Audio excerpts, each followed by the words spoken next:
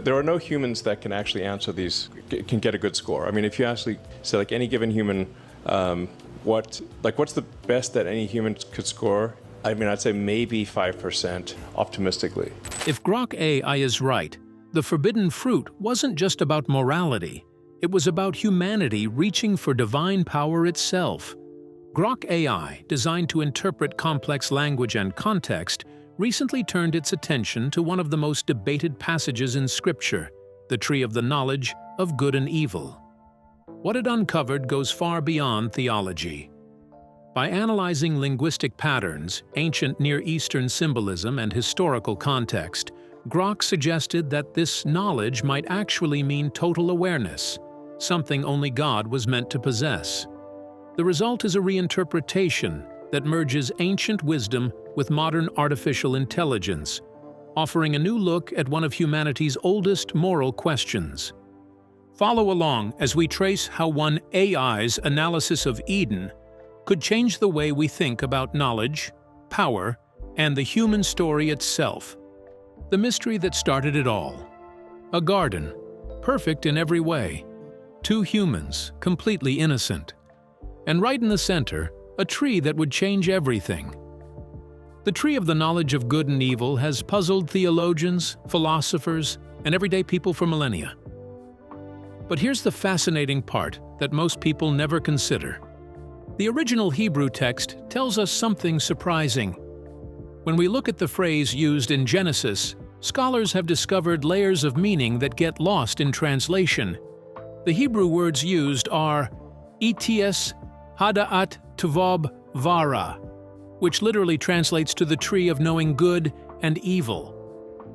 But that word, knowing, carries weight that English simply cannot capture in a single word. In ancient Hebrew culture, knowing something meant more than just having information in your head. It meant experiencing it, living through it, understanding it from the inside out. When the text says Adam knew Eve, it meant intimate relationship. So this tree represented something far more complex than a simple download of information. We're talking about experiential knowledge, the kind that transforms you completely. The merism theory that changes everything. Many biblical linguists suggest that the phrase good and evil in Genesis might function as a merism. A merism is a figure of speech where two extremes are used to refer to a totality. For example, when someone says they looked high and low for something, they mean they searched everywhere. The same linguistic pattern appears in several ancient cultures, including Hebrew and Egyptian writings. This suggests that the expression good and evil could mean the complete range of knowledge rather than just moral categories. Ancient Egyptian literature also used a similar expression, evil good, which referred to everything in existence. This gives context to the idea that the knowledge of good and evil might signify the knowledge of all things, an all-encompassing understanding or total awareness. The concept implies that Adam and Eve were not merely learning to tell right from wrong, but were reaching for the kind of comprehensive understanding that belongs only to the divine realm. If this interpretation is accepted, it changes how the story of the fall is read. The serpent's statement, "You will be like God, knowing good and evil," takes on a broader meaning. It no longer refers only to moral awareness, but to a pursuit of omniscience, an attempt to know everything as God does. This would mean that the temptation in Eden was about seeking godlike knowledge rather than mere moral awareness. This interpretation adds weight to the idea that the original act was not about curiosity or defiance alone. It was about crossing a boundary set for human limitation. Humans were not designed to hold complete knowledge or total understanding, and in reaching for it, they entered a domain that belonged only to the divine. This view portrays the Genesis story as a moment where humanity tried to transcend its natural limits, altering the intended balance between human understanding and divine wisdom. What the scholars actually say. Scholar Nathan French proposes that the phrase knowledge of good and evil may refer to the ability to administer reward and punishment. In this view, the tree represented not moral awareness but judicial authority.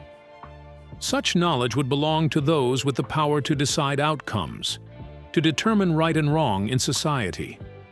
In ancient times, kings and judges exercised this kind of authority, making them responsible for justice and governance. If the tree symbolized divine authority to judge, then eating from it meant claiming a role reserved for God. Humanity took upon itself the right to define what is good and evil rather than relying on divine instruction. This interpretation links the story to the origin of human self-governance and the moral autonomy that has defined civilization ever since. By claiming that authority, humans began determining their own systems of law, judgment, and morality. Other scholars have expanded on this, suggesting that the knowledge of good and evil could also represent maturity, moral discernment, or the awareness that comes from experience. Some view it as a symbol of the human transition, from innocence to self-awareness. Others see it as the development of wisdom that emerges through learning and suffering. These interpretations highlight different aspects of human consciousness that could have been symbolized by the forbidden knowledge. Although interpretations differ, they share a common understanding that the phrase refers to an advanced kind of knowledge, one that carries responsibility and consequences. The act of taking this knowledge prematurely reflects humanity's struggle with boundaries, growth, and authority. It implies that humans took more power than they were prepared to handle, leading to the moral and social complexities that define human life today. The Jewish mystical perspective. Jewish tradition provides deep insights into the story of the tree and its meaning. According to the Talmud, before Adam and Eve ate the fruit, good and evil existed independently of one another. Evil was not yet part of human nature. It was something external that humans could perceive but not embody. The fall changed that structure, making good and evil internal realities within human experience.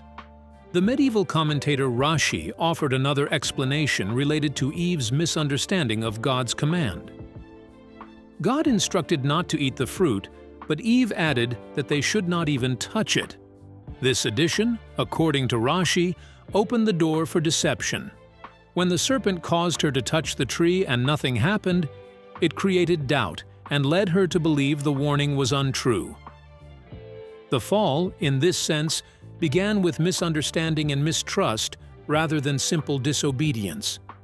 Kabbalistic teachings, particularly those in the Zohar, describe the fall as the beginning of the process called berurim, meaning refinement or sifting. After good and evil became intertwined, the human role became to separate and elevate what is good from what is evil.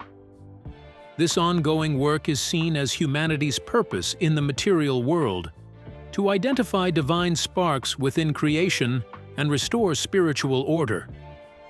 In this mystical framework, evil depends on the good for its existence, drawing strength from it. Every time a person chooses good, that choice weakens the hold of evil and contributes to cosmic repair. The story of Eden, therefore, becomes the beginning of humanity's long mission to restore spiritual harmony, one decision at a time. The Kabbalistic interpretation transforms the fall from a single act of failure into the starting point of a continuous process of redemption. What was actually forbidden? The central question of the Genesis story concerns what was truly forbidden. Was the knowledge itself evil, or was the act of disobedience the main issue? The text implies that the sin was not in the knowledge, but in violating a direct command. God's prohibition was a test of trust, designed to establish the boundaries of human responsibility and obedience. The command to avoid the tree represented the choice to depend on divine wisdom, rather than one's own understanding. By eating the fruit, humans decided to define morality independently. The act was not simply about curiosity or hunger for wisdom. It was about rejecting divine authority and setting their own standards of right and wrong. The moral lesson centers on trust, submission, and respect for divine instruction.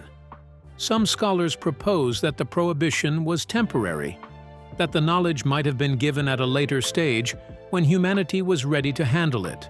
Just as children must mature before using certain tools safely, humans needed spiritual maturity to handle divine wisdom responsibly.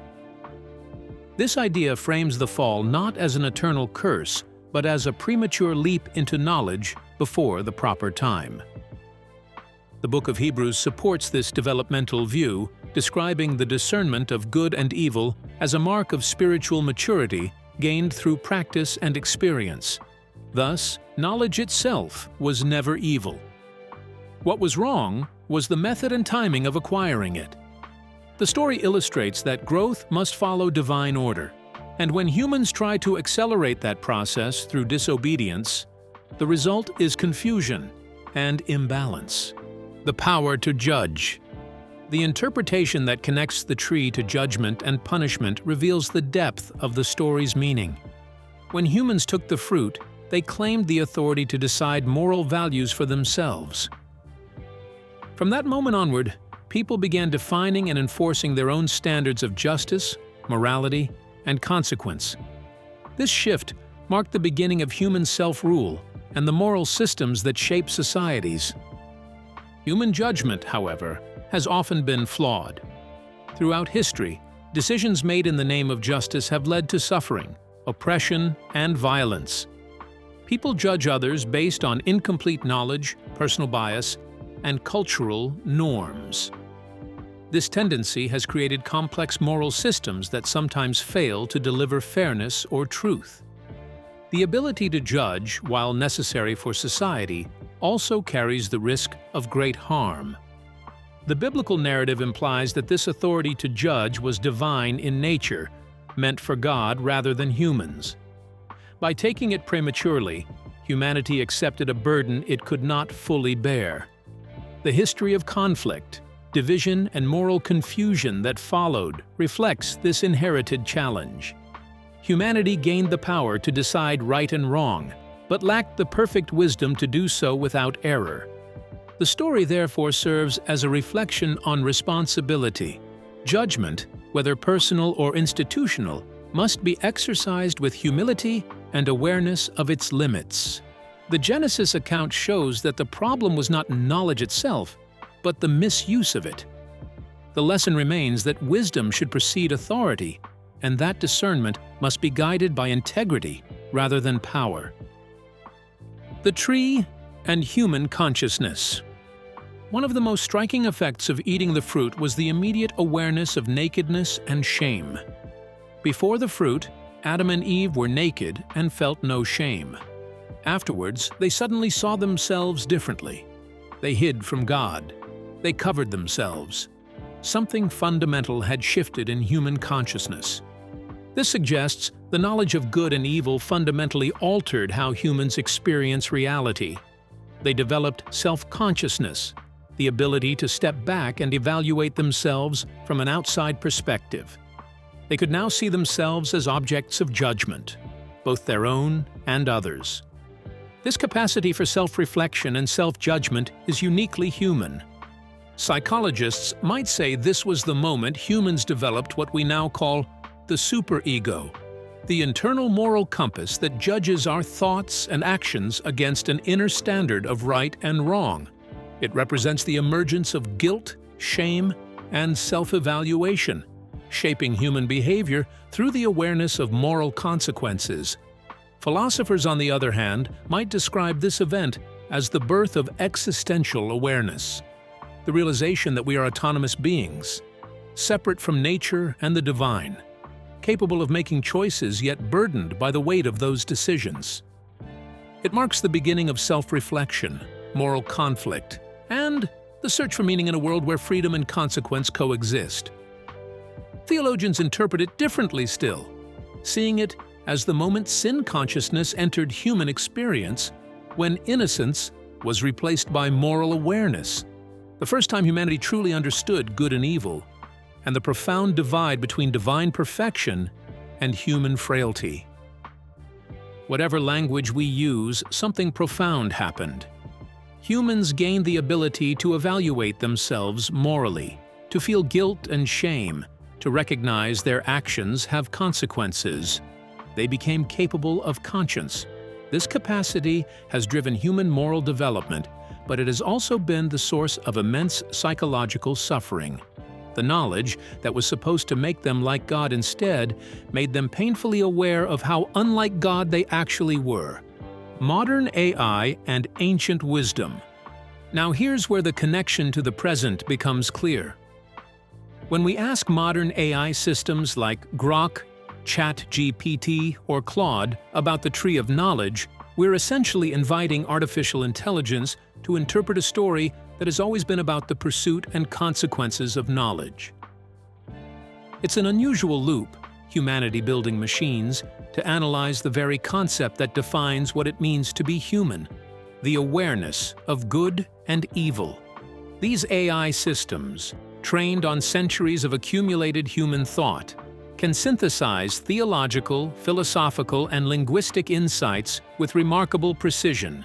They can identify recurring themes, trace cultural interpretations, and present coherent summaries of how humanity has wrestled with this story over time. But this raises an important question. Can a machine that processes information truly understand the moral and existential dimensions of the tree of knowledge? Can it grasp what it means to choose between obedience and autonomy, between faith and self-determination? For some, this is where the story takes on new meaning. Humanity is now creating its own reflection, systems capable of immense knowledge yet devoid of moral consciousness. It's not hard to see echoes of Eden in this process. The parallels are difficult to ignore. Just as Adam and Eve reach for knowledge beyond their limits, we are now developing technologies that might exceed our capacity to control them. Superintelligent AI is no longer the stuff of science fiction, but a serious topic of global discussion. Are we, once again, reaching for knowledge we are not yet ready to bear? Are we creating our own modern forbidden fruit, beautiful, powerful, and potentially catastrophic if misused? These questions move beyond theology into the realm of ethics and survival. If the story of the Tree of Knowledge was meant as a caution about the dangers of gaining wisdom without the maturity to wield it, then it may also serve as a mirror for our technological era. The challenge before us is not only to advance intelligence, but to cultivate the wisdom required to guide it. The ancient warning of Eden remains as relevant as ever. Knowledge without restraint can be as dangerous now as it was at the dawn of human history. What the tree wasn't. Let's address some common misconceptions, because clearing away what the tree wasn't helps us see more clearly what it was. First, the text never says it was an apple. That's a later tradition, possibly influenced by European art, and the Latin word malus, which can mean both apple and evil. Jewish sources suggest it might have been a fig, grape, wheat, or etrog fruit. Second, the tree wasn't magic. Eating the fruit didn't install information into their brains like downloading a file.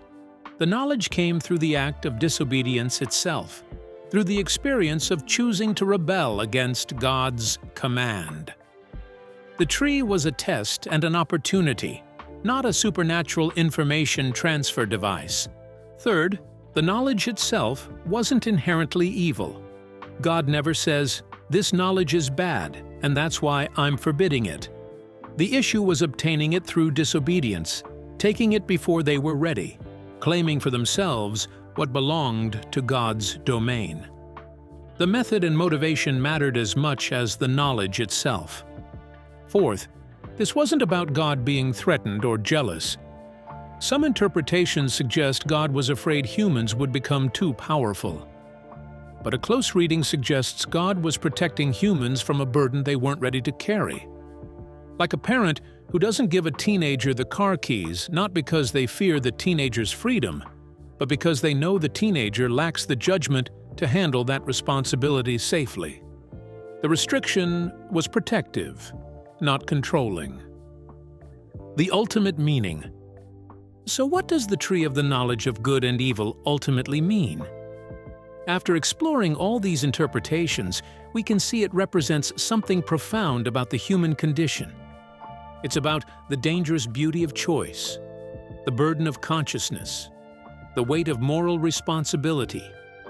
The tree represents the line between innocence and experience, between childhood and adulthood, between simple obedience and complex moral reasoning. It's the moment when humans stepped into their full but flawed humanity, gaining godlike powers of judgment without godlike wisdom to use them well. It's about the costs of knowledge. Yes, eating the fruit gave humans awareness and understanding they didn't have before, but it also brought suffering, shame, toil, and death. Knowledge came with consequences. The innocent joy of Eden was lost, replaced by the troubled complexity of moral existence. Perhaps most importantly, it's about the relationship with the divine. Before eating the fruit, humans walked with God in perfect trust and intimacy. After eating it, they hid in shame and fear. The knowledge they gained created distance from God. They had claimed independence and autonomy, but the cost was separation from the source of life and goodness. The tree's lesson might be that some knowledge comes at a price too high to pay. The story of the tree of the knowledge of good and evil remains deeply significant, symbolizing humanity's constant struggle with choice, morality, and the consequences of awareness. Whether understood as literal history, metaphor, or myth, it continues to reflect the core of human experience, the ability to discern right from wrong, and to live with the responsibility that comes with that knowledge. Today, AI systems like Grok can analyze these ancient themes, connecting wisdom from across cultures and ages. Yet the true understanding still depends on human reflection and conscience. We continue to live in the shadow of that tree, navigating the tension between innocence and understanding, and questioning whether the pursuit of knowledge brought us closer to divinity or distanced us from it. So what do you think? Was the knowledge from that tree worth the cost, or was innocence the greater gift? Share your thoughts below and join this timeless conversation.